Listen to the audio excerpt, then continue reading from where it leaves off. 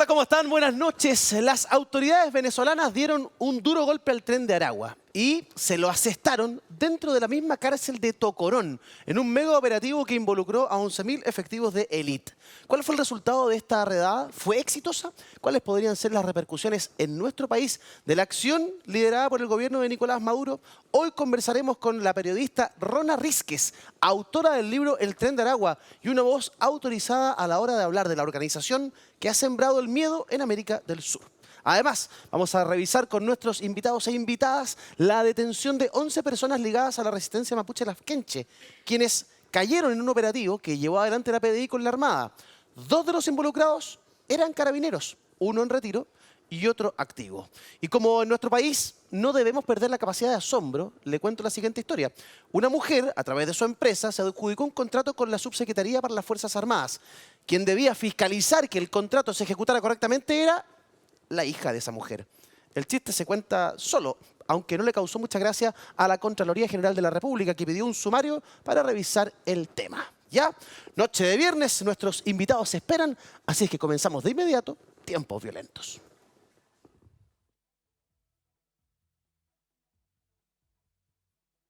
Al mundo. ¿Qué tanto sufrió en Chile usted cuando era gobierno, antes de la llegada de Boric, ¿no? El avance cubano-venezolano en su país, que intentó voltearlo, ¿no? Hacer un golpe de Estado. Efectivamente, fue un golpe de Estado no tradicional, porque no fueron las Fuerzas Armadas, Claro. pero no es el único golpe de Estado que han dado las Fuerzas Armadas en nuestro continente. Este fue un golpe de Estado para debilitar las bases mismas de la democracia. Y usaron brutalmente la violencia. Era una violencia irracional. Estaban dispuestos a destruirlo o a quemarlo todo. Iglesias, colegios, hospitales, monumentos, plantas de energía, lo que se cruzara en su camino. Y el fuego fue un gran aliado de estos terroristas anarquistas que quisieron destruir nuestro país. Afortunadamente Chile resistió. Y después tuvimos un plebiscito por una constitución en que volvimos, en mi opinión, a poner las cosas en su lugar y a comprender que los países avanzan cuando hay estabilidad política que permita dar proyección, estabilidad hacia el futuro. Cuando nos preocupamos de que las políticas macroeconómicas sean serias y no demagógicas. Cuando nos preocupamos también de satisfacer las necesidades. Ahí estaba el presidente Sebastián Piñera, el expresidente Sebastián Piñera, en una entrevista en la radio argentina Mitre. El conductor le consulta respecto de lo ocurrido en octubre del 2019, bajo la teoría de los agentes cubanos y venezolanos, y el presidente Piñera no duda en catalogar esta situación como un golpe de Estado no tradicional. Luego la explicación y el contexto lo da él mismo en la declaración que ustedes veían. ¿Qué piensan nuestros invitados e invitadas? En 10 segundos, para abrir la conversación de esta noche, respecto de esas palabras del expresidente Piñera, se los consultamos de inmediato, comenzando con el diputado de la UDI, Álvaro Carter. Buenas noches, diputado. ¿Qué le parece lo que dijo el presidente Piñera? Hola, buenas noches a todos. Sí, claramente yo creo que no hay ninguna sorpresa para ningún chileno que los días que se vivieron en octubre del 2019 fueron días violentos, fueron días donde la delincuencia se tomó muchas zonas del país bajo una consigna que para muchos era real y que de verdad era lícita. Tiempo, diputado. Usted habla de violencia, ¿cierto? Es algo que se vio efectivamente en aquel tiempo, pero usted no habla de golpe de Estado como lo hizo el presidente Piñera. Vamos a profundizar más adelante respecto a aquello. También nos acompaña el diputado de Renovación Nacional, Andrés Longton. Diputado, muy buenas noches, gusto verlo. ¿Qué le parece lo que dijo el presidente Piñera? Eduardo. A ver, a mí me parece que tiene absoluto sentido. Uno con la distancia se va revelando de que claramente hubo un intento de derrocar al presidente de la República por la violencia y por la condescendencia de algunos frente a ella. Derrocarlo por la violencia y por la condescendencia de algunos. Es lo que nos plantea el diputado Longton. ¿Qué piensa de todo esto la diputada del Partido Comunista, Daniela Serrano, además presidenta de las Juventudes del Partido Comunista? Buenas noches, diputada, gusto verla. Buenas Desde noches. ahora, ya. Sí, bueno, cuando uno revisa la definición de un golpe de Estado, tradicionalmente lo dan las Fuerzas Armadas, pero también grupos que son armados. Yo me pregunto que si esto también está dado en el contexto y si el presidente no aprendió nada, incluso cuando le declaró la guerra al pueblo. Perfecto, diputada. Y también correligionaria suya del Partido Comunista, la diputada Alejandra Plasencia. Buenas noches, diputada, gusto verla también. Muy La buenas escuchamos. noches. Esta dupla. Bueno, una de las cosas que tenemos que afirmar es que el presidente Piñera no tiene realmente ningún antecedente para afirmar lo que dice. Y por otro lado, una cosa es la revuelta social y otra cosa es un intento de golpe de Estado. Perfecto. Cuando escuché la declaración esta mañana, me recordó aquellos días del estallido social cuando el presidente habla de estamos en guerra. Entonces dije, chuta, lo dijo bien calculado, lo dijo bien pensado, se le salió, lo pensó, creyó que... El presidente efectivamente cree... No estaba tan perdido. ¿No andaba tan perdido, si usted, diputado? No andaba tan perdido, porque lo que él dijo, y lo voy a leer la frase textual, estamos en guerra contra un enemigo poderoso, implacable y que no respeta a nada ni a nadie. Eso es el reflejo de lo que ocurrió con la violencia desatada en las calles, independientemente de las manifestaciones sociales que pueden haber sido legítimas, pero la violencia que se tomó las calles y que quemó todo y destruyó todo a su paso era obviamente un enemigo poderoso, y ese enemigo poderoso eran personas anarquistas desde el punto de vista de su relación con la sociedad y cómo destruían cosas que obviamente le pertenecían a todos los chilenos, y eso obviamente venía con un intento de socavar al gobierno de turno, está bien, pero destruyendo nuestra sana convivencia. Eso obviamente es un enemigo, pero porque no es alguien que respete obviamente el orden establecido. Pero no es un poco zigzagueante la opinión del presidente Piñera. Él en algún momento planteó de que él apoyaba la marcha multitudinaria de la gente. Sí, Él después, el propio general Iturriaga dijo que él no estaba en guerra con nadie. El que hoy día es comandante en jefe del ejército. Entonces uno dice, chuta, ¿fue un intento de golpe de Estado? ¿Estábamos realmente en guerra? Parece que esa respuesta solo. Hubo reacciones a través de las redes sociales y lo revisamos a través del tiempo digital. Mira. Uno puede pasarse los pueblos que quiera, dice el diputado Gonzalo Vinter, pero en 2019 las fuerzas políticas buscaron herramientas democráticas y constitucionales para atender el legítimo descontento ciudadano. Las manifestaciones en contra de un gobierno no son un golpe de Estado. Fue usted mismo quien valoró la marcha pacíficamente, convocó a más de 1 millón de personas. A diferencia de lo que pasó hace 50 años atrás, nadie quiso tomarse el poder por la fuerza. Diputado Carter, ¿qué le parece lo que dijo el diputado Vinter? Borran cosas, recuerdan unas, borran otras. 19 de octubre, sábado en la mañana, el presidente del Partido Comunista, señor Tellier, pidiendo la salida del presidente Piñera.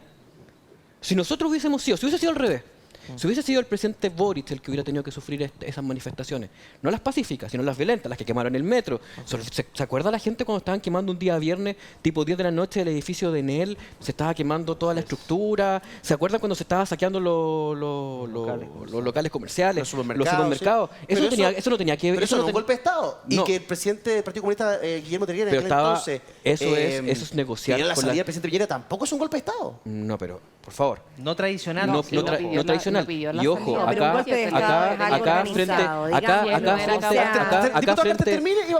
frente a unas acciones que no llevaban ni 24 horas, el presidente del Partido Comunista sale pidiendo que salga el presidente Piñera y que llame a nuevas elecciones. Claramente el Partido Comunista no va a actuar. No tenía en ese momento las fuerzas militares y no creo que tampoco lo hiciese.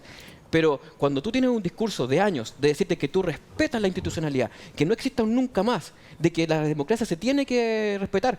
Recuerda que hace una semana atrás el presidente Boric tenía un eslogan: más democracia para siempre. Pero hace 4 años atrás se olvidan lo que hicieron. Se olvidan que a la primera, en menos de 12 horas, estaban pidiendo la salida del presidente. Renuncia y llamamos a nuevas elecciones. A ver, tengo 2 militantes del Partido Comunista, 2 diputadas, la diputada Plasencia y la diputada Serrano. Comienzo con usted, diputada Plasencia. Responda. Mira, a mí me parece que es intentar tergiversar y instalar un discurso que es totalmente anacrónico y fuera de lugar. ¿Por qué lo digo? Porque una cosa es que legítimamente los partidos políticos y sus representantes se planteen con una opinión que puede ser decirle a alguien públicamente renuncie. Eso no significa que vaya a haber un golpe de Estado. Eso no significa que se vaya a concertar a personas civiles armadas para atentar en contra de las instituciones o derrocar al presidente de la República e intentar asimilar eso con lo que hizo, en este caso, un partido político o varios partidos políticos en un contexto de revuelta social, me parece que es intentar confundir las cosas. Eso no tiene nada que ver. Una cosa es la revuelta social, una cosa es la legítima manifestación pública, que además hemos visto varias imágenes últimamente de nuevo en televisión y en otros medios. Esa legítima manifestación social no es para ninguna persona racional el símil de un intento de derrocamiento. El presidente no tiene cómo argumentar al respecto. Es una afirmación desde el punto de vista subjetivo y yo creo que desde la carga emocional y psicológica que a él le significó ese momento. Pero otra cosa distinta es que desde el punto de vista político podamos avalar una situación de esas características. Diputada Serrano. Vamos a tener que recordar una discusión que tuvimos hace 2 o 3 semanas atrás en este mismo panel, donde había una comparación de lo que había significado los 50 años del golpe con esto. Entonces creo que desde ahí, si hablamos incluso desde la misma memoria, yo quiero traer a colación que cuando se habló de que el Partido Comunista había incentivado un derrocamiento, porque el llamado fue explícito, si el presidente no le daba una salida institucional, incluso ocupando las herramientas que tenía con el Congreso Nacional, y yo creo que ahí se formó un acuerdo, entonces el llamado era que renunciara. Sin embargo, ahí a compararlo con que se hayan metido grupos armados, violentos, o incluso haber intentado comparar lo que fueron las acciones de las Fuerzas Armadas hace 50 años atrás, con esto a mí me parece de una poca honestidad intelectual.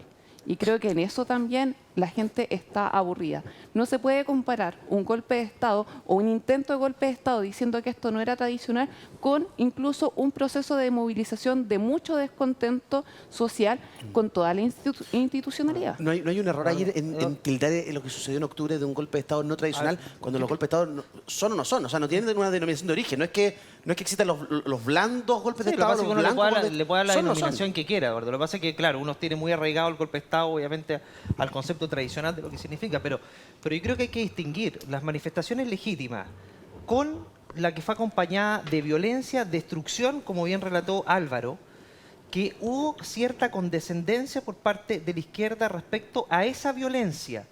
Falta de condena, ataque deliberado también contra nuestras instituciones que resguardan el orden y también al gobierno del presidente Piñera. Y eso lo acompañaron desde el punto de vista político con 2 acusaciones constitucionales. Entonces, si tú combinas la condescendencia, la aceptación, complicidad, algunas veces, con estos hechos de violencia que atacaron a todo Chile de manera desatada. Nosotros con Álvaro estábamos en el Congreso y la verdad es que era muy grave lo que estaba sucediendo en el país y desde el punto de vista político. Y uno hubiera esperado que en un clima de tanta violencia y destrucción para nuestro país, y sobre todo la gente más humilde, la clase media, que le destruyeron sus negocios, sus fuentes de trabajo, hubiera habido mayor unidad y respaldo para combatir esta violencia desatada y no aprovechar esa oportunidad para acusar constitucionalmente al presidente. Pero no hubo nadie validando el que le rompieran los negocios a las personas. Hubo un aprovechamiento político, Eduardo, de esto y una complicidad en torno a una violencia desatada que no fue lo suficientemente condenada. Se le consulta al presidente de la República, al presidente Boric, hoy día en Estados Unidos, respecto de las palabras del expresidente Piñera, y esto señaló. Sigue jubilando sin poder tener una pensión digna para vivir y por lo tanto tienen que seguir trabajando en muchos casos hasta la muerte. Entonces, la democracia consiste también en tener esa conciencia de que tenemos que entregarle resultados concretos a la gente. Y en el malestar de la sociedad chilena hay motivos, y en esos motivos nosotros también tenemos responsabilidad. Entonces, insisto, más que polemizar con una u otra persona, a mí lo que me interesa es buscar soluciones. En esa línea estoy, en esa línea me van a encontrar a mi gobierno también.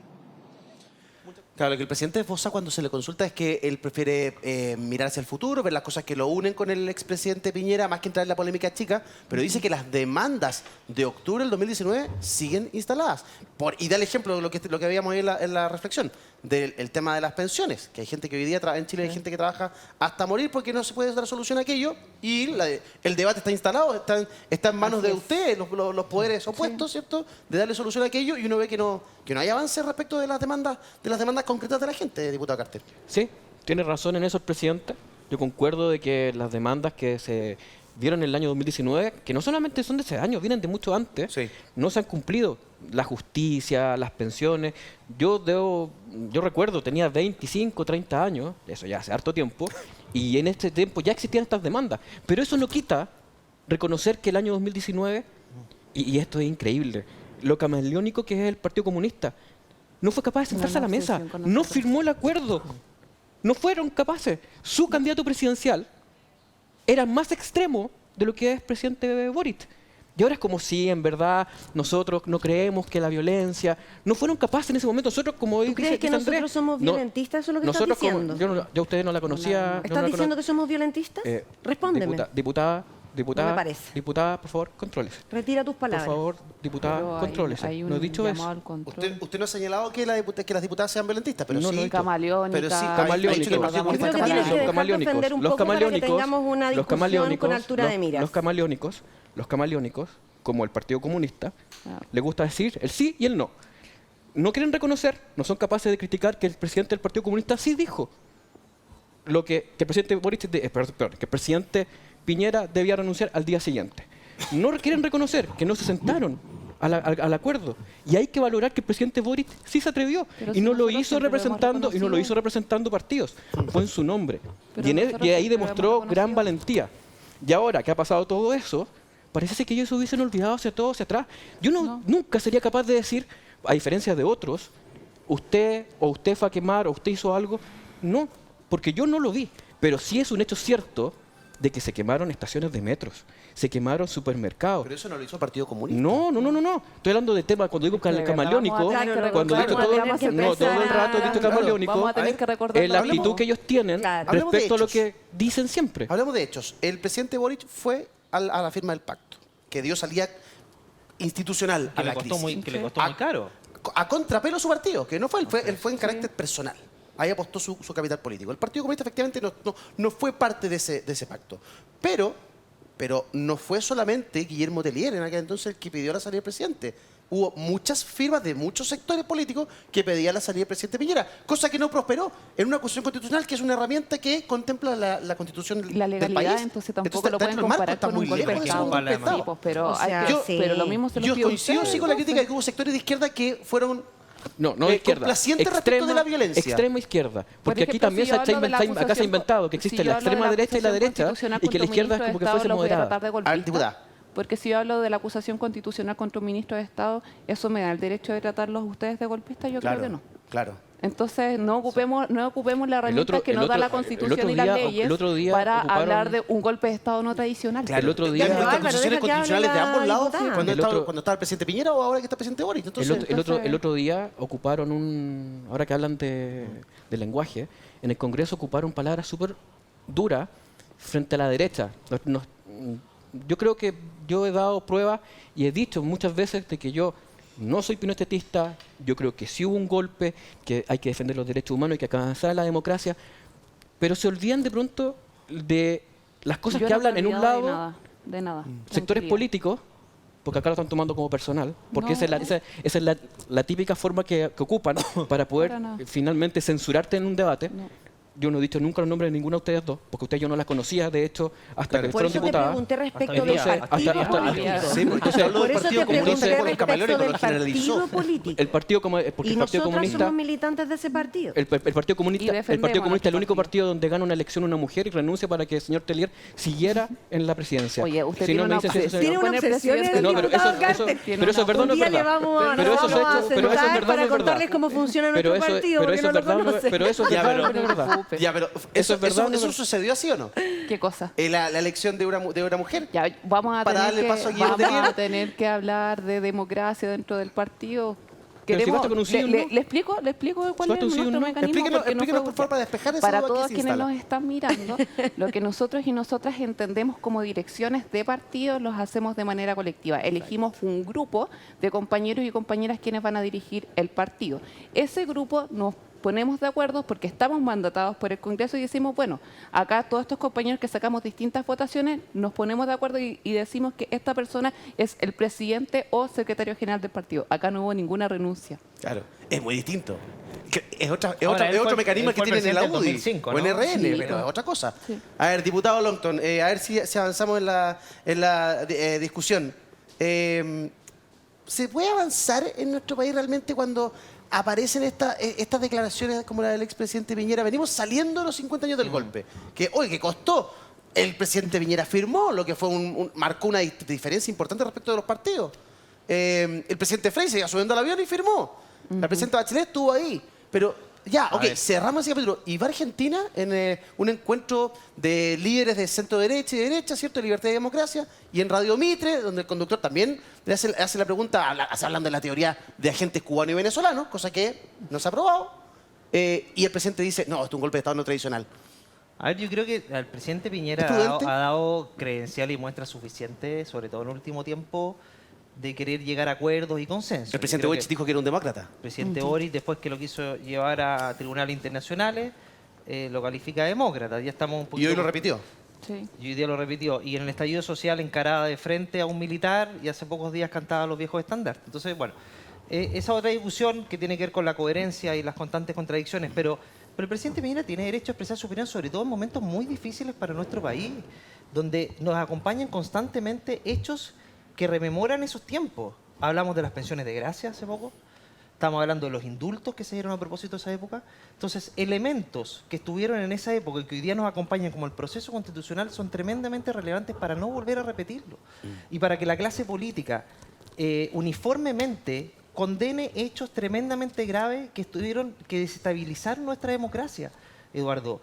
Fueron momentos muy, muy violentos, independientemente de las manifestaciones pacíficas, Eduardo. Entonces, esto nos sirve como experiencia a toda la clase política, que cuando hay ese tipo de violencia, venga de donde venga, nadie se puede restar, Eduardo. Porque desestabilizar un gobierno legítimo, democráticamente electo, por las vías institucionales o no, también es tremendamente grave, porque es aprovechar una oportunidad política basado en la violencia desatada que nos acompañó a todo el país para sacar un presidente de la República. Pero era para hacer, pregunto, hago la reflexión mirando al pasado, ¿cierto? ¿Era un movimiento para desestabilizar al gobierno en particular? ¿O era un movimiento que estalla como hartazgo y cansancio respecto a la clase política completa y la desesperanza que le genera la política a los chilenos? O sea que desde 2019 está instalada la discusión respecto de pensiones, respecto del tema constitucional y que todavía no tengamos una solución. Habla un poco de eso, de la poca operancia de la política. Como que no, la política está trancada en nuestro país. Y eso es porque simplemente parece que no se logran hacer entender entre ustedes. Sí, bueno, yo creo que es importante siempre rememorar las causas del estallido social y sobre todo lo que significaron grandes movilizaciones, que no está todo manchado por la violencia o incluso lo que fueron hechos delictuales que fueron condenados y que incluso los mismos manifestantes no compartían aquellos hechos. Y creo que desde ahí es importante entonces que nosotros y nosotras entendamos que para poder hoy día hacer avanzar nuestro país, tenemos que conseguir acuerdos.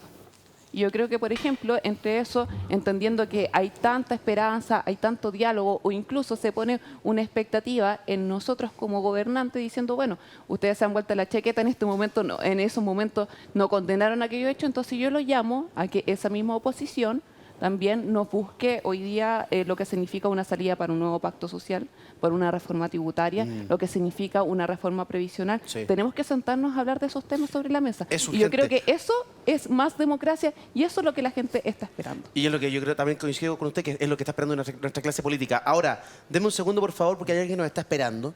Es muy importante que conversemos con ella. Ella ha hecho un esfuerzo muy grande por conversar con el programa a esta hora de la noche. No vamos a decir desde dónde está conversando porque ha sido fuertemente amenazada. ¿Por qué? Ella es Rona Rísquez, periodista venezolana especializada en materias de investigación. Es la autora del libro El Tren de Aragua, la banda que revolucionó el crimen organizado en América Latina. La estamos viendo en pantalla. Rona, un placer saludarte. Gracias por este contacto con Tiempos Violentos acá en Chile. Que estés bien. ¿Cómo estás? Bien, muchas gracias Eduardo por la invitación, gracias. Y al grupo que está allí. Rona, esta semana conocimos, yo te he escuchado en distintos medios, en radio principalmente, conocimos el golpe que el gobierno de Maduro le da al Tren de Aragua, en la cárcel de Tocorón, donde está la cúpula supuestamente del Tren de Aragua, una cárcel sumamente conflictiva de la cual quiero que tú nos des más detalles. 11.000 efectivos de élite venezolanos se movilizaron para poder controlar esto y lo que se encontraron adentro fue impresionante. Túneles, zoológicos, discotecas y además la triste sorpresa de que uno de los cabecillas del Tren de Aragua, un tal Niño Guerrero, no estaba en la cárcel. A ver, vamos por parte. ¿Quiénes del Tren de Aragua debían estar en la cárcel de Tocorón y por qué esta cárcel se transformó en un gran dolor de cabeza para Venezuela y América Latina? Vale, en realidad algunos de los miembros del Tren de Aragua no debían estar en la cárcel de Tocorón porque, por ejemplo, Héctor Guerrero, el niño Guerrero, ya tenía, o sea, no sé si formalmente la había recibido, pero ya él había cumplido con su condena Ya. y debía salir entre finales del año pasado y principios de este año. Mira. No sé si recibió alguna boleta de descarcelación formal, pero digamos que desde el punto de vista del cumplimiento de su condena, ya él tenía su condena cumplida. Ya. Entonces, él pues estaba en la prisión de Tocorón, supuestamente, pero en algunos casos se ha dado que algunos presos venezolanos permanecen en la prisión, los pranes sobre todo, por voluntad propia, porque desde allí pueden seguir manejando y operando las actividades ilícitas fuera de la prisión. Perfecto. Entonces, había otros miembros y líderes de la organización que se mantenían en la prisión, algunos porque estaban cumpliendo condena y otros porque usaban la prisión para vivir, para refugiarse. La prisión era como un gran búnker para toda la organización. Entonces no importaba si la persona estaba realmente presa o no, muchos de los jefes de la organización siempre visitaban Tocorón o permanecían por largas temporadas dentro de la prisión de Tocorón porque era el sitio donde pues, estaban de alguna manera seguros, ¿no? Y donde era la base de operaciones de la organización. Entonces, esto es un poco como lo que tiene que ver con los pranes. Ahora, sobre lo que significaba la prisión de Tocorón, efectivamente, la prisión de Tocorón ha sido una de las más emblemáticas por las situaciones que allí ocurren con respecto al tema de la criminalidad y de la violencia que de alguna manera se originaba allí, pero que llegaba fuera de la prisión. Y también porque tenía unas particularidades que no eran comunes o que no son comunes en las prisiones, como Claro. lo que tú dijiste comienzo, piscina, discoteca, campo de béisbol, zoológico, una serie de cosas que de verdad eran bastante impresionantes. Esto, Rona, ajá. sí, justamente estamos viendo imágenes de lo que descubrió la policía, ¿cierto? Los militares venezolanos con unos túneles gigantescos. O sea, esta cárcel básicamente entraban y salían como querían, podían salir sin ningún problema. Lo llamativo es que el niño Guerrero ya había cumplido su condena y prefería estar adentro de la cárcel. O sea, desde adentro de la cárcel podía operar con mucha mayor facilidad que en el exterior de la cárcel. Esos túneles daban al exterior de la cárcel, estos tipos podían entrar y salir sin ningún tipo de complicación por parte de la autoridad. Sí, estos túneles, bueno, la versión de lo que ha salido públicamente es que parece que conducían afuera. O sea, estos túneles incluso era una de las cosas que efectivamente, por lo menos yo no sabía que existían. O sea, de las cosas que yo vi en la prisión, pues obviamente no sabía que existían unos túneles. Es un hallazgo bien importante que fue revelado por las autoridades y que pues pareciera que estos túneles efectivamente conducían a la calle, o sea, fuera de la prisión. Sí. Y por supuesto es muy probable que los usaran para salir y entrar constantemente. ¿Qué se sabe del paradero del niño Guerrero, que es uno de los 3 cabecillas del Tren de Aragua? El ministro del Interior subrogante, Manuel Monsalve, aquí en Chile, señaló que no habían antecedentes para creer que esa persona estuviera aquí. Ahí lo estamos viendo el rostro de esta persona. ¿Dónde está el niño Guerrero? Lo que se pregunta a la prensa chilena. El líder del Tren de Aragua que 11.000 agentes no pudieron capturar. ¿Hay noticias del paradero de niño Guerrero? Ninguna noticia. La última versión que dio en una declaración el ministro de Relaciones Interiores venezolano era que pues estaban buscando que iban a tomar algunas medidas para recapturar o para capturar a algunos de estos líderes. Y la pregunta en ese momento, el periodista que se la hace directamente referida al niño Guerrero y bueno, y el ministro se refiere a algo así como que bueno, efectivamente ya cumplió su condena, no debía estar en prisión, pero es posible que por otras acciones pues se emitan algunas órdenes judiciales que permitan buscarlos, algo Claro. más o menos así, tratando de parafrasear. Pero no se sabe nada de su paradero, no se sabe dónde No está. se sabe nada. Rona, tú escribiste un libro mientras revisamos imágenes impresionantes con unos leopardos, ¿cierto? Con piscina, con unos túneles. Esto es muy similar a lo que uno ve en las series de Netflix con el tema de Escobar, ¿cierto? De Pablo Escobar. Rona, tú escribiste un libro que se llama El Tren de Aragua, la banda que revolucionó el crimen organizado en América Latina. ¿Por qué creció tanto el Tren de Aragua y cuáles son sus tentáculos que lo llevan incluso hasta un país tan lejano como el nuestro, como Chile? ¿Cuál es la vinculación del Tren de Aragua con nuestro país mientras vemos la imagen de tu libro en pantalla? Gracias. Sí, bueno, la verdad es que no necesariamente es que haya una vinculación con Chile directa, o sea, la vinculación comienza a partir de las personas del Tren de Aragua que van llegando, no solamente a Chile, sino a otros países de la región. Ya. ¿Por qué razón? Porque el grupo comienza a identificar, primero en Venezuela comienza una cosa que llamaron los expertos de emergencia humanitaria compleja. En Venezuela no había comida, en Venezuela no había servicios, en Venezuela no había trabajo, en Venezuela no había salud, y esto todo también afectaba a la población penitenciaria, al sistema penitenciario. Entonces, estas personas y los grupos criminales, como sabemos, siempre están buscando nuevos territorios para sus economías y nuevas rentas. Entonces, ¿qué pasa? Que en algún momento los jefes del Tren de Aragua identificaron que sacar el grupo o sacar estas redes del grupo, estos tentáculos a otros países podía ser una oportunidad de sobrevivencia. O sea, era en principio, a mi modo de ver, un mecanismo de poder seguir sobreviviendo o seguir viviendo de rentas ilícitas. Y digamos, este trabajo, esta estrategia se facilitó de alguna manera porque la principal mano de obra, por decirlo así, del Tren de Aragua son presos, personas que han estado presas. Porque, ¿qué pasa con las personas cuando salen en libertad? ¿Quién contrata a un preso? ¿Quién le da trabajo a un preso? Claro. Entonces es muy fácil reclutar a estas personas y decirles, mira, te voy a mandar para Chile o te voy a mandar a Perú, etcétera. Y claro, luego había otro tipo de situaciones para poder mantener esta conexión, aparte de, por supuesto, toda la tecnología que existe hoy en día para comunicarse. Sí. Pero además había ciertos códigos de lealtad que de alguna manera hacen que estas personas que eran enviadas a los países pues sintieran que tenían que efectivamente reportarle y seguir las órdenes que se daban desde Tocorón. O sea, la crisis política y social que se ha vivido en Venezuela en los últimos años, con la posterior ola migratoria, fue parte de la evolución natural del Tren de Aragua que los ha llevado hasta países como Perú o como el nuestro. Entiendo que son 3 los líderes del Tren de Aragua y uno podría estar en Chile. ¿Qué me podría decir respecto de aquello? Sí, o sea, sobre lo que dijiste antes, absolutamente. Es clave el tema de la crisis económica y social y política de Venezuela. Eso ha sido definitivamente clave. Con respecto a los líderes, estuvo en Chile. Uno de los líderes más importantes estuvo en Chile entre 2018 y 2022. En este momento, las autoridades chilenas comienzan a identificar que se trata de uno de los líderes del Tren de Aragua y cuando esta persona se percata de que está siendo ya investigado por los cuerpos de seguridad chilenos, pues huye de Chile. En este momento no hay certeza de dónde puede estar esta persona. Algunas versiones extraoficiales de ex policías venezolanos apuntan a que esta persona estaría en este momento en Estados Unidos. Mira, Rona, y la última, pues nos queda muy poco tiempo, pero mucha gente asocia al Tren de Aragua a delitos ultraviolentos, no sé, homicidio, sicariato, o sea, un montón de cosas que aquí en Chile era poco común ver. Entonces, cuando se habla en las noticias de este tipo de delitos, dice, Tren de Aragua. Pero yo entiendo que el Tren de Aragua además ha ampliado entre comillas, su giro y están muy metidos en el tema del oro en Venezuela. ¿Eso es efectivo? ¿Es así? ¿No es así? Cuéntame un poco, por favor. Sí, definitivamente. El grupo tiene un portafolio de delitos que superan los 20 delitos, o sea, distintos. De hecho, en Chile, en la investigación que se hace y el año pasado, en marzo, o cuando se hacen las primeras detenciones, se le califica o la policía lo califica como un grupo multipropósito, porque justamente está involucrado en diversos tipos de delitos. Y uno de estos delitos justamente es la minería ilegal. Ellos están, una de los brazos más importantes del Tren de Aragua, está ubicado en el arco minero, que es la zona minera más importante de Venezuela, y pues tienen presencia en lo que sería el 4.º yacimiento de oro más importante del mundo. Allí está justamente uno de los 3 jefes del Tren de Aragua.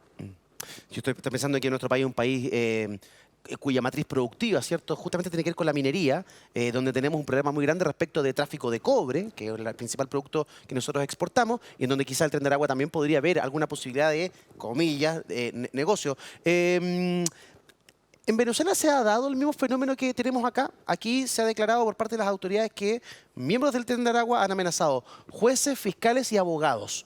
¿Eso es parte del modus operandi que tiene el Tren de Aragua allá también?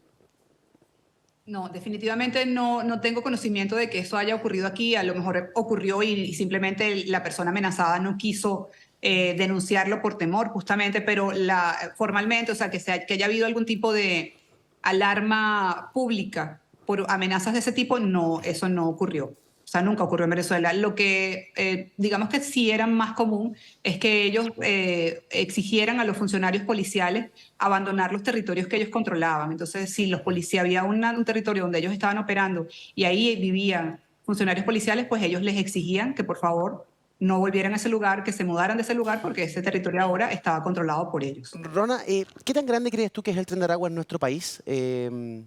¿Lo ves fortalecido? Aquí hay una banda que se llama Los Gallegos, que entiendo que es como un brazo chileno del Tren de Aragua. ¿Tú crees que ha sido cada vez más fuerte su presencia en nuestro país? No necesariamente lo veo fortalecido, la verdad no tendría como, o sea, yo no vivo allá, lo que me hago es seguir las noticias que salen desde Chile y pues lo que siento es que sí ha habido como una presión muy fuerte desde las autoridades chilenas hacia el grupo y siento que pues el hecho de que uno de los líderes estuviera viviendo en Chile y haya salido de Chile, pues dice mucho del efecto de esta presión, ¿no? Yo no diría que está fortalecido, diría que está operando, que ha seguido operando y que sigue involucrado en delitos tan graves como la trata de personas para explotación sexual. Pero no podría decirte que, mira, cuánta gente son ni qué tanto poder pueden tener, la verdad, no tengo conocimiento.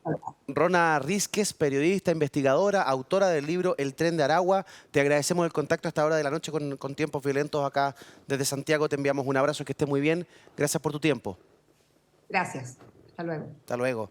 En problemas ciertos cotidianos, esta banda que ha generado susto, miedo, uno lo ve en todos lados, son efectivamente peligrosos. Y yo me preguntaba también qué repercusiones puede tener en nuestro país esto que ha sucedido en Venezuela. Se hablaba de que las células iban a terminar independizando. ¿Es algo que pueda nuestro sistema, nuestra institucionalidad abordar de manera correcta? Comenzamos con la diputada Plasencia. Bueno, yo creo que una de las cosas que hemos reconocido durante el último tiempo es que el Estado de Chile no tiene todas las herramientas para enfrentar nuevos tipos de criminalidad, como en este caso el crimen organizado, ¿no? Y para eso yo debo reconocer que desde el gobierno se han impulsado distintas iniciativas, tanto administrativas como de inversión en recursos y también legislativas para dotar al Estado de más herramientas. Actualizar la legislación en términos de extorsión, sicariato, por ejemplo, la ley contra el crimen organizado, la ley antinarco, la del robo de madera, por ejemplo, y así otras que nos van permitiendo robustecer al Estado. Eso por una parte. El crimen organizado avanza un poco más rápido que el Estado y eso también es parte de la realidad. Entonces, tenemos que buscar ponernos al día y en eso yo te digo, mira, pese a las falencias, estamos avanzando porque respecto del tren de Aragua, la Fiscalía ya identificó a más de 350 personas que pueden estar involucradas y además ya están detenidas más de 120 personas directamente relacionadas con el tren de Aragua. Uno de los cabecillas que entró con visa temporaria el 2017, tuvo visa temporaria el 2019, ¿ya? Eso es decir, y ahí no saltó ninguna alerta, claro, ¿no? Respecto del gobierno del presidente Piñera, se le dio una visa temporaria y bueno, así era de frágil, ¿no? El sistema de inteligencia en nuestro país. Hoy día estamos haciendo, como decía la periodista, mayor presión sobre las bandas criminales de estas características, que además lo que les interesa, y eso es tomar territorio, amedrentan a las personas, las extorsionan, tienen muchas veces un alto poder de fuego y tienen un multigiro o un multiroot, claro, es decir, incluso pueden tener negocios lícitos. Sí. Para lavar dinero, y eso también hay que investigarlo. Por eso también la ley contra los delitos de cuello y corbata es importante, perseguir la ruta del dinero. En esta agenda uno ve un poquito más de acuerdo entre ambas partes, ¿cierto? Se ha avanzado este año en materia de seguridad, pero la agenda de seguridad igual está un poquito más lenta de lo que se pensó que iba a avanzar, diputado Carter. ¿En qué está aquello en nuestro país? Bueno, respecto a la agenda, va lenta. Uno de los compromisos que el presidente tomó, que era avanzar en el perfeccionamiento de la ley de la inteligencia, está radicado en la Comisión de Defensa, está congelado. Pero, independiente de eso, yo creo que sí hemos avanzado en algunos temas. El problema es que mientras la dictadura de Maduro no avance en la entrega de datos a las fronteras de otros países, vamos a seguir teniendo este problema. ¿Qué es lo que pasa hoy día? Llega alguien a la frontera de forma lícita de Venezuela, Chile pide los datos y Venezuela no los entrega. Entonces no se le puede negar a la persona entrar, simplemente porque no llegan los datos de Venezuela. Entonces el tren de Aragua y muchos otros grupos antisociales se valen de eso para poder ingresar a nuestro país. Después la Fiscalía comienza a hacer su trabajo, empieza a detectar estos grupos, pero ya están adentro. Claro. Ya han avanzado, ya tienen las costumbres, ya hicieron avanzar. Ellos funcionan igual que un ejército. Tienen personas que van antes, que detectan la brecha, después consiguen los dineros, empiezan a blanquear el dinero, ingresan los cabecillas, Pero ya cuando la fiscalía, la justicia los pilla, comienza a accionar el Estado, ellos ya están muy avanzados. O sea, es momento propicio de reforzar nuestras fronteras, porque si no entran lícitamente, también pueden ingresar 200 metros más allá. Yo creo que ese punto es clave. Un día cuando el subsecretario dice no hay antecedentes, eso combínalo con la permeabilidad de las fronteras. Claro. Que en un año y medio de gobierno, un poquito más del presidente Boric, vamos a superar cualquier récord histórico del gobierno anterior y para atrás de ingresos irregulares según datos entregados por la propia PDI. Estamos superando los 88.000 ingresos ilegales en este un poquito más año y medio de gobierno del presidente Boric. 88.000 ingresos ilegales. Datos, denuncias y autodenuncias entregadas por la PDI. Además, tenemos solamente 187 expulsiones administrativas. Es decir, todos los que han entrado irregular o ilegal y no han cometido delitos para ser expulsados, solamente 180 han sido expulsados. Entonces, eso habla de la fragilidad de nuestras fronteras, Eduardo, pero también con una muy poca proactividad e impulso para llevar a cabo expulsiones administrativas por parte de este gobierno. Mira. A pesar, Eduardo, de que este gobierno, ¿qué es lo que dijo cuando nosotros criticábamos que no expulsaban como deberían expulsar? Porque es absurdo la cifra que te estoy dando. O sea, ingresan como Pedro por su casa, por la ventana, pero el gobierno no expulsa, pero los empadrona biométricamente para el día de mañana regularizarlo. Es decir, ingresamos por la ventana y en Chile no pasa nada. Y entre ellos pueden ingresar miembros del Tren de Aragua perfectamente. ¿Qué pidió el gobierno? Que le aprobáramos dos leyes, que aprobamos y son hoy día leyes de la República. Ampliar el plazo de detención, de detención para expulsión de 48 horas a 5 días para que la PDI tuviera más tiempo para expulsar. Aprobó ley de la República. Cambiar las notificaciones, en vez de ser presenciales, para notificar las expulsiones que sean por carta certificada por mail. Aprobado y ley de la República. Hace meses.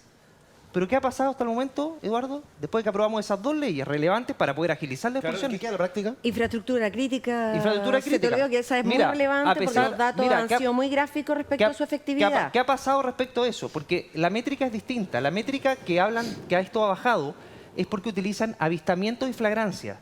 Pero eso no es la cifra real, porque la cifra real con la cual se mide esto, que se ha medido todos los gobiernos anteriores, son denuncias y autodenuncias, porque muchas veces el militar no ve a la persona que va entrando. Pues tenemos 800 kilómetros de frontera. Claro. Entonces, la forma de medir objetiva y que se ha utilizado en todos los gobiernos son las denuncias y autodenuncias. Es decir, la gente que ha ingresado ilegal a nuestro país, ya hay una denuncia y autodenuncia, sin considerar los que no hay. O sea, hay una cifra negra Los que no dicen nada y llegan y pasan. Entonces, el llamado, Eduardo, es que este gobierno deje de romantizar los ingresos ilegales. Hay situaciones humanitarias, pero hay muchas personas que vienen a cometer delitos a nuestro país. Y si no se tienen los datos de esas personas y si no hay ánimo de expulsar, la gente dice, entremos a Chile, no pasa nada, no expulsan y después de un tiempo nos empadronan biométricamente y nos regularizan. Eso es tremendamente injusto para la gente, los migrantes regulares y los nacionales que cumplen con la ley en nuestro país y que quieren vivir tranquilos. El diputado Longton es además presidente de la Comisión de Seguridad, ¿no? Sí. De Seguridad. Diputada Serrano, ¿cómo se hace cargo usted de esa crítica? 88.000 ingresos ilegales según la PDI y lo que nos cuenta el diputado Longton. ¿Hay una romantización, como dice el diputado Longton? No, yo creo que no hay una romantización. De hecho, si existiera tal romantización, nosotros y nosotras no estaríamos legislando sobre la materia.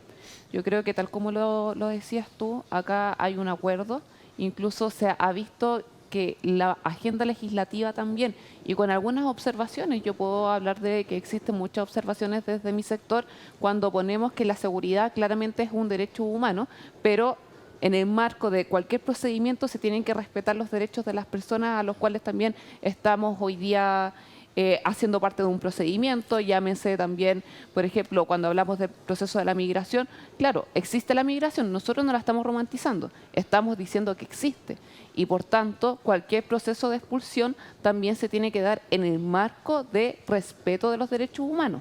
Y eso creemos que es importante cuando se habla de que ha existido una cifra exponencial y que ha crecido, significativamente es porque los procesos de autodenuncia también han aumentado. Y yo creo que eso también es muy relevante, porque incluso los mismos planes de retorno a, por ejemplo, Venezuela, hoy día sí son parte de una realidad y son parte también de una agenda. Entonces yo creo que es importante... ¿Esos planes se están ejecutando? ¿Se están redireccionando personas hacia su país de origen? Sí, de hecho Venezuela ha puesto a disposición hoy día parte de lo que han significado vuelos para ver los planes de retorno, ha sido también parte de compromisos diplomáticos de asumir la situación en la que ellos se encontraban de bastante inestabilidad política y en los cuales también ellos han dicho, bueno, nosotros dentro de toda política internacional también nos tenemos que hacer cargo de repatriar a nuestros compatriotas. Estoy revisando aquí algunos datos respecto de personas con ingresos ilegales en nuestro país. La verdad es que desde el año 2018 la curva se dispara increíblemente. Teníamos 2.000 ingresos, 1.500 ingresos, 2.000 ingresos.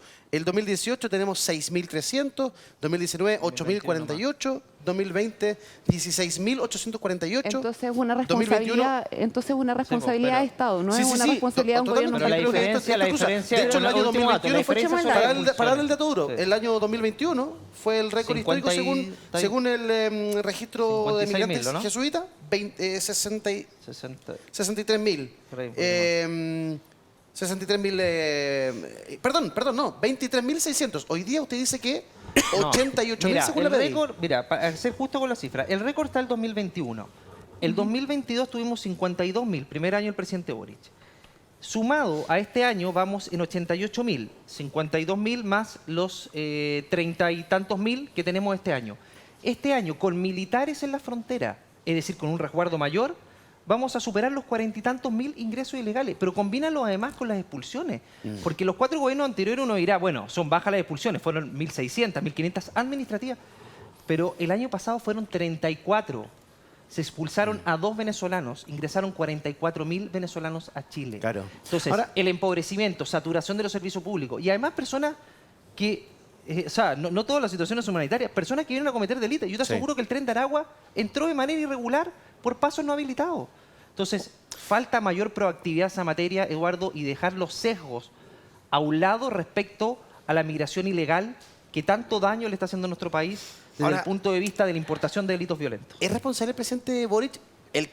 Hoy día estamos bajo su presidencia, estamos de acuerdo, pero la curva, si uno lo mira estadísticamente, la curva se viene disparando desde mucho antes. O sea, no lo ha podido mejorar, no lo ha podido arreglar, no lo ha podido parar. Pero, o sea, el presidente Piñera tampoco lo pudo hacer. O sea, esto es un fenómeno bien la global. pregunta es cuántos aviones han salido. En agenda legislativa de seguridad. ¿Cuántos aviones han salido de Chile? ¿Cuántos aviones han salido de Chile? ¿Puedo hablar yo también? Diputada Plasencia, sí, absolutamente. Por favor. Sí. De hecho, la curva empieza a subir cuando el presidente Piñera va a Cúcuta a invitar a los venezolanos a venir a nuestro país.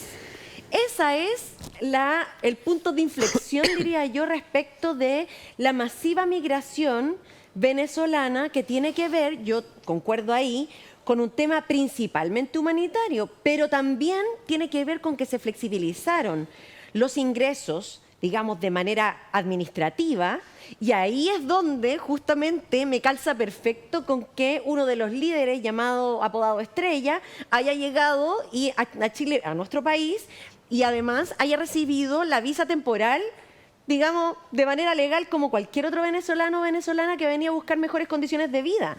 Y no entró por pasos no habilitados, entró por pasos habilitados y con una flexibilidad administrativa que le otorgó esa visa. Entonces, yo ahí lo que sí tengo que hacer la prevención es que la migración hoy día es una realidad a nivel global que no tiene relación específica con nuestro país en la actualidad, pero sí de la cual tenemos que hacernos cargo. Y además, desde el punto de vista de las relaciones diplomáticas internacionales, se han estado comunicando las gestiones públicamente que se han hecho incluso con países vecinos para que las reconducciones también sean posibles.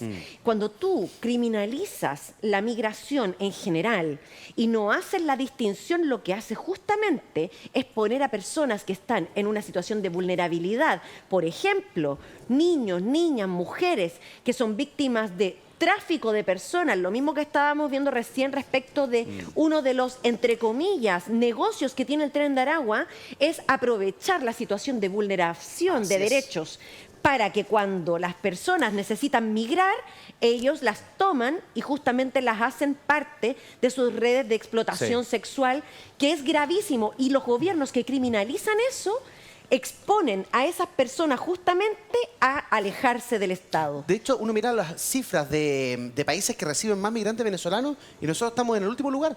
Primero es es. Colombia, luego viene Ecuador, Perú y finalmente Chile. Somos la estación terminal.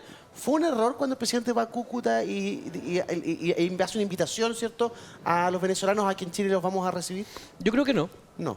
No, porque lo que tú dices es que, claro, el país que más recibe inmigrantes de Venezuela es justamente Colombia, después Ecuador, Perú, Chile. Si el tema es que nosotros no tenemos la institucionalidad, ni tampoco la narco dictadura venezolana de Maduro nos entrega datos. Entonces es muy difícil poder detectar quién sí y quién no. Ahí estoy de acuerdo respecto a que no se puede hacer pagar a justos por pecadores. Entonces, me gusta escuchar a la diputada Plasencia cuando habla que hay venezolanos que están arrancando de Venezuela por temas humanitarios. Claramente, esa dictadura que tiene atrapada a Venezuela, destruida a Venezuela, una narcodictadura, está haciendo que millones de venezolanos arranquen. Ojalá podamos avanzar para que en el futuro termine esa narcodictadura, para que Venezuela sea un país libre y que nos entreguen datos para que la situación global de Sudamérica se pueda solucionar. Porque si tú le preguntas a los colombianos también están sufriendo problemas, y los ecuatorianos y los peruanos también. También exactamente lo mismo, no saben cómo poder enfrentar estos grupos organizados que vienen desde Venezuela. No cerremos la semana sin antes comentar una noticia bien relevante que se ha dado en nuestro país durante esta semana. Comenzamos analizando esto con el siguiente titular. Detienen a 11 sujetos vinculados a la resistencia mapuche Lafkenche. Un carabinero activo, entre ellos había otro que estaba en retiro. En un mega operativo de la Policía de Investigaciones con el apoyo de la Armada de Chile se realizó durante la madrugada del día jueves y este grupo se adjudicó además diversos hechos de violencia. Me refiero a la resistencia mapuche Lafkenche, entre ellos el ataque armado y el incendio del molino Grolmus, que era una edificación histórica maravillosa, lo que veíamos ahí en la imagen de la tercera, en una situación, la verdad, terrible, en todo orden de cosas, desde el patrimonio para adelante. Varios domicilios fueron allanados por la PDI en la zona Macrosur y unidades dependientes de la región policial del Biobío de la PDI, de las comunas de Cuernilahue, Cañete y Los Álamos, a partir de órdenes judiciales de entrada. Ya. Opiniones respecto de este hecho. He leído de todo en Twitter, vi opiniones bien llamativas, pero vamos a llegar allá. Pero, diputado Carter, ¿qué le parece este golpe a la resistencia mapuche Lafkenche? Muy bien. Yo creo que estos son acciones que venían del gobierno anterior y qué bueno que estén dando resultados ahora. Independiente del color político que sea el gobierno, tenemos que atacar de forma frontal el terrorismo y qué bueno que Carabineros haya sido el que haya entregado los datos. Porque Carabineros detecta esto, entrega los datos, comienza el seguimiento, atrapan al carabinero, que ahora está dado de baja y está detenido en su casa. Yo creo que acá lo importante es que esto sea un ejemplo de que la justicia no puede retroceder. Las semanas anteriores hemos tenido malas noticias respecto a un juez que permitió de que se le entregaran los datos de testigos. El juez después Arica. amenazas, un par de días antes, amenazas respecto al Poder Judicial y fiscales. Esto viene a demostrar, la noticia que estamos viendo ahora, de que la justicia actúa independiente de la amenaza. Y la presencia de estos dos carabineros, uno era activo, era un cabo, pero el otro, el que estaba en retiro, había llegado a ser incluso jefe de la SIP, de la Sección de Investigaciones Policiales. Ese no es cualquier carabinero. ¿Qué le parece que tenga estrecho vínculo con una agrupación como la Resistencia Mapuche Lafkenche? Bueno, ese es un delincuente. Así lo catalogó Carabinero y también lo cataloga uno. O sea, no cabe otra palabra, un delincuente. Lo que no significa de que todos los hombres de la institución lo sean. Hay cerca de 60.000 hombres y mujeres en Carabineros y el 99.9 está ahí por vocación y porque creen en la institución. Perfecto. Por lo tanto, estas manzanas podridas la tiene que perseguir. Y eso hizo la institución. Lo descubrió, entregó los datos a la fiscalía, se hizo el seguimiento, se atrapó. Diputado Longton, fuego, munición, radios portátiles. Entiendo que eran muy similares a las que usa además Carabineros. Diferentes elementos tecnológicos y dinero en efectivo, lo que veíamos ahí en la imagen, es parte de lo que se requisó. ¿Qué le parece esta noticia? A ver, con esto queda claro, primero que son grupos radicalizados terroristas. O sea, yo creo que ahí ojalá estén de acuerdo las diputadas comunistas, incluso el mismo presidente lo reconoció en el caso del Fondo Grolmus, donde ellos son los victimarios, que utilizan la causa mapuche para el crimen organizado, el narcotráfico y el terrorismo, en este caso el robo de madera. Entonces, primero, felicitar la labor de Fiscalía, la PDI y Carabineros. Muy bien dice Álvaro que los antecedentes del Carabinero los entrega los mismos Carabineros. Es decir, dicen, esta persona es un delincuente. Y eso habla también muy bien de la institución. Y lo segundo, Eduardo, aprovechar de mandarle un saludo a la familia Grolmus. Yo tuve la oportunidad de hablar con su hijo. Helmut, del padre, murió hace muy poco. Y la verdad es que ese ataque terrorista tenía una petición en particular que fue recogida además por las autoridades: entregarle un beneficio carcelario a Víctor Yanquileo, que es una persona que cometió delitos graves, entre ellos de incendio, y que fue trasladado a un set. Y aquí el llamado es a que las presiones de organizaciones radicalizadas, terroristas, no ceder ante ellas, porque si tú cedes ante ellas, terminas poniéndote de rodillas ante la delincuencia y el terrorismo. Y eso hay que estar firme con respecto a eso, y esta es una investigación, Eduardo, que denota que hay leyes que han servido mucho, como por ejemplo la ley de robo de madera, está siendo de mucha utilidad, y hay una coordinación clara respecto a las policías. Y el caso de los agentes encubiertos, Eduardo, también hacer el llamado respecto a lo que pasó en Arica, que son fundamentales los agentes encubiertos para descubrir este tipo de delitos, en que próximamente en la Comisión de Constitución, a propósito del proyecto de ley de reincidencia, vamos a incorporar una norma que proteja la identidad de víctimas, testigos y agentes encubiertos para que no se repitan descriterios como los que tuvo el juez de garantía de Arica hace algunos pocos días. Sí, en el caso de Arica al menos, el juez está en un sumario, ha tenido que dar incluso explicaciones, y el gobierno en particular ha tenido un rol muy activo a través de Interior para poder evitar que las identidades pasaran a manos de la defensa del Tren de Aragua. Ahora, volviendo a lo del sur, diputada, ¿coincide con el diputado Longton de que la resistencia mapuche lafkenche es una organización terrorista? Mira, a mí me parece ya un tanto aburridor que cada vez se nos increpe cuando se habla de terrorismo. ¿Qué van a decir las comunistas? O incluso... ¿Qué van a decir las ¿qué van a terroristas? decir las terroristas? Sí, es lo que les falta, es lo que les falta. Incluso se desconoce que parte de los avances que ha tenido este gobierno en materia de seguridad han sido bastante robustos, pero se reconoce como parte de la gestión anterior. Entonces, desde ahí yo creo que falta un poquito de honestidad y falta también reconocer que nosotros sí hemos tomado el tema de la seguridad pública como un tema que es muy relevante y que también es parte del derecho humano. Ahora, volviendo a este conflicto en particular, lo que nosotros hemos tenido observaciones respecto a que no es tan solo un conflicto de algunos grupos que reivindican la vía armada, sino también pasa por hoy día que es un conflicto profundamente también político, de reparación también, y que algunos también, vía delictual, instrumentalizan este conflicto para decir, bueno, como una reivindicación. Claro. Y desde ahí nosotros y nosotras creemos que todas las observaciones que nosotros hemos puesto respecto a la materia de seguridad, nosotros vamos a estar a disposición de legislar, pero creemos que también este conflicto, aparte de atacarse de esta manera, también tiene que tener una desescalada, incluso en cómo se habilitan otras herramientas del Estado para la reparación, para la devolución de tierra. Diputada Plasencia, ¿qué me dice este tuit? ¿Qué me habla? Daniel Jaude, alcalde de Recoleta, militante del Partido Comunista. Se confirma que el grupo Resistencia Mapuche Lafkenche es liderada por carabineros. Finalmente, los atentados, robo de madera y otros delitos han sido montajes para legitimar la militarización y persecución del pueblo mapuche. Aquí debe actuar con fuerza el Estado de Derecho. ¿Qué opina usted?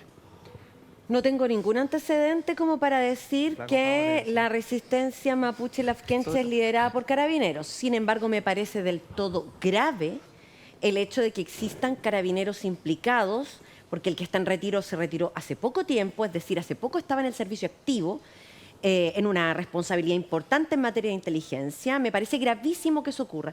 Y yo de verdad considero que es bastante poco creíble que dos personas en una institución enorme sean capaces de poner trabas o de obtener tanta información de manera tan fluida para poder entregar, que además ya se comprobó en diversas escuchas telefónicas. ¿Usted cree que hay más carabineros involucrados? No estoy diciendo que yo crea, pero me parece que es importante que por transparencia, por credibilidad, por mostrar que efectivamente se está haciendo una intervención y una investigación profunda dentro de la institución, podamos esclarecer cómo es que se obtuvo información que un cabo de carabineros no la obtiene de manera tan sencilla, sobre todo porque son materias de inteligencia. Sí. Son materias que requieren de una investigación larga y que por tanto no es de público conocimiento dentro de la institución y los funcionarios. Y por otro lado, a mí me parece que hay que hacer la distinción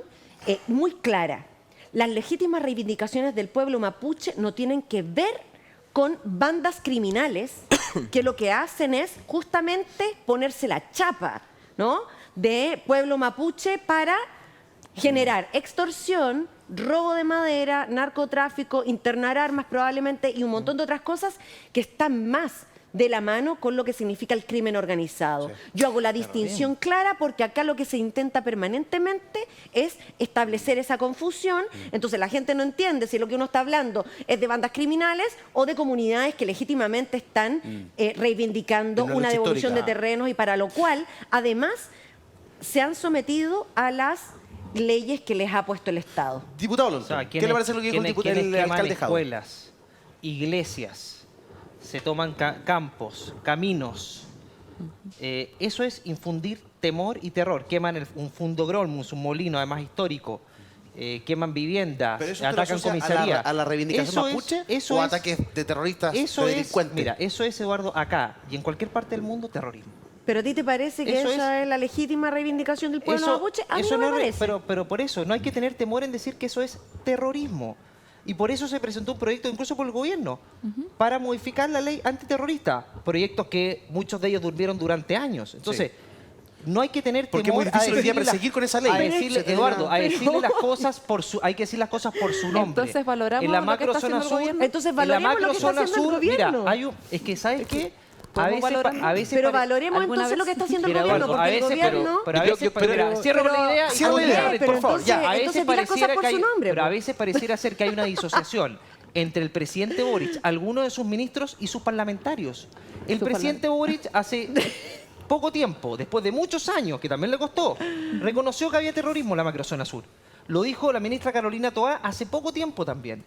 Bueno, pero estamos esperando que sus parlamentarios lo hagan, porque en el Congreso pareciera ser que los proyectos de seguridad y estado de excepción constitucional finalmente terminan saliendo con votos de que nosotros nos estamos negando. Nosotros nos estamos negando. Pero reconozcan que hay terrorismo. Ya, entonces reconoce que el gobierno lo está haciendo bien. No, pero eso es absolutamente subjetivo, pero es un hecho objetivo. Es que la pregunta es buena porque el presidente Boric fue el que se abrió a cambiar la ley antiterrorista porque era una ley completamente ineficiente. Eso es un avance tan importante. altos estándares que era imposible perseguir. Eso es un avance, pero no puede... Reconoce el avance.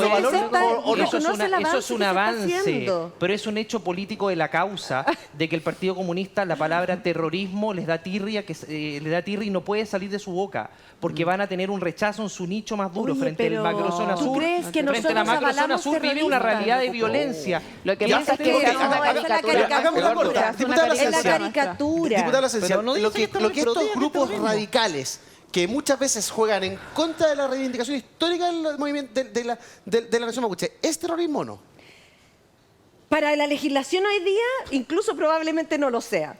¿Cómo? O sea, claro. Para usted. Para la legislación hoy día probablemente no lo sea. Para y por eso...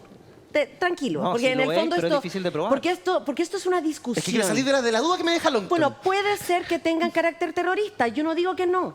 El tema es que hacer el juicio y decir que son terroristas para la legislación hoy día probablemente no lo van a hacer. Y te lo digo ¿por qué? Porque la ley antiterrorista hoy día, su calificación es absolutamente insuficiente. Sí. No se ha podido llevar a cabo prácticamente ni un juicio. Claro. Uno, creo que hay un condenado por ley antiterrorista. Y por eso el Ejecutivo lo quiere cambiar. Cuando tú puedes tener efectivamente personas o bandas, organizaciones de carácter terrorista. Entonces, si eso no lo reconocemos tan bien y reconocemos que el gobierno lo que ha hecho es buscar actualizar esa legislación para que sea aplicable y efectivamente la denominación de terrorismo sea factible, ¿no?, de tener en nuestro país, me parece que también estamos jugando chueco. Entonces, nosotros estamos por actualizar esa legislación y estamos claros con que hay que definir bien qué es lo que significa hoy día ser terrorista. Es lo más cerca que ha estado. No, pero ¿sabes qué? Lo que haces tú es caricaturizar, Andrés, y eso me molesta mucho. Pero hay que reconocer un hecho objetivo, No, eso me molesta mucho, porque en el fondo para ti es terrorismo, para otro puede no serlo. Hasta para el presidente es terrorismo. Sí, pero yo puedo decir que tiene carácter terrorista y eso no resuelve absolutamente nada. Pero claro que sí. Eso no resuelve absolutamente nada. No, eso no resuelve nada. Diputada Serrano, ¿y por qué levantó la mano Lo que es reconocer la existencia de bandas criminales. No, es que no es un cambio de paradigma. Es que lo de que pasa hecho, es mantener una estigmatización a un pueblo donde un Estado no ha sido capaz de dar una solución en más de 500 años. Yo no me voy a Diputado, referir ¿por qué es confundir? no me voy a referir respecto Me quedan pocos al- segundos, diputado. Sí, lo que pasa es que Dale, buena uno de puña. pronto escucha acá, no la censura, sino que Vamos a mandar ustedes son los buenos, nosotros somos los buenos, ustedes son los Eso es lo malos. que dices tú. Todo el rato nos están diciendo de que nosotros le creamos una caricatura. que tú haces Miren, todo el tiempo. no deja hablar la diputada. Es increíble. Ella nos dan 20 segundos, Porque tú pero ella... caricaturizas Ya, pero termine. Pero no se puede. Ellos que ellos hable, hablan del por diálogo favor. y no dejan el diálogo. Están todo el rato riendo, así molestando al diputado Lonton. Después Acá va hay a dos, poner acá hay ahí. dos- bueno, cuando la diputada decía Ya, dejar pues, hablar a los ve. demás. ¿Ve? Si ahora Hay- se sintió no, intimidado. Ahora se hay intimidó. dos cosas, dos datos importantes. Todo lo que se ha hecho para poder detener a este grupo viene del año 2021. Para el pesar del Obra Partido del Comunista, gobierno anterior. viene del gobierno de Piñera. Ya, pero, y segundo, Aquí dan a la aquí gente la a fiscalía gusto, no- somos los segundo, la culpables. fiscalía, la policía. Hay un problema con la pero lengua. segundo, Pero no la han querido cambiar durante décadas. la fiscalía, Bueno, ahora se va a la fiscalía cambiar, no es Andrés. la fiscalía no es el gobierno, no es el presidente. Esperamos Y mucho tercero, tiempo. lo Sí. importante y que se olvida todo el rato del Partido Comunista y el Frente Amplio. Es algo demasiado llamativo. Nosotros somos el Partido Comunista. Tiene una ellos obsesión han con logrado, nosotras. ellos han logrado avanzar en la agenda de seguridad, porque nosotros, a diferencia de ellos, nosotros sí votamos a Han favor puesto de los votos. proyectos. Y espero que avance un ellos poco no. más rápido. El país claro, lo ellos dijeron necesita. que no. Vamos a hacer una pausa. Ellos Regresamos dijeron de que no. inmediato. No se vayan. Ya regresamos con tiempos Oye, Ale, violentos. pero hay un hecho objetivo No, pero que- ¿sabes?